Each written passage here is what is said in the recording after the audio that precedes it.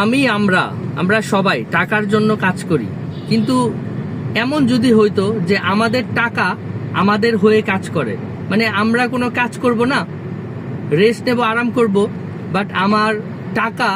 সারাদিন কাজ করে দিন শেষে আমার জন্য আরো কিছু ছোট টাকা বা বেবি মানি নিয়ে আসবে।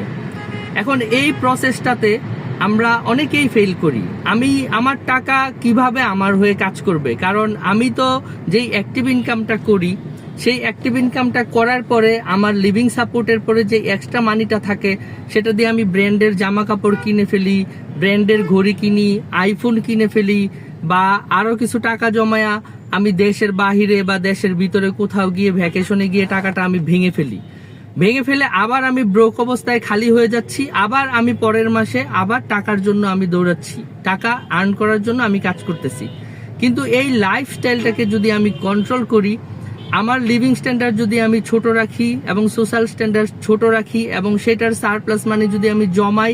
এবং সেটাকে আমি কোনো বিজনেস বা প্রপার্টির পিছনে ইনভেস্ট করি, তাহলে সেই টাকাটা আমার হয়ে কাজ করে বেবি মানি জেনারেট করে নিয়ে আসবে। এই মাল্টিপ্লিকেশন প্রসেস 5, 10, 15, 20 বছর যখন চলবে, তখন এমন একটা পরিস্থিতি হবে যে আমার টাকা আমার হয়ে কাজ করে ইনকাম করে এবং আমি প্যাসিভ ইনকাম এস্টাবলিশ করলাম।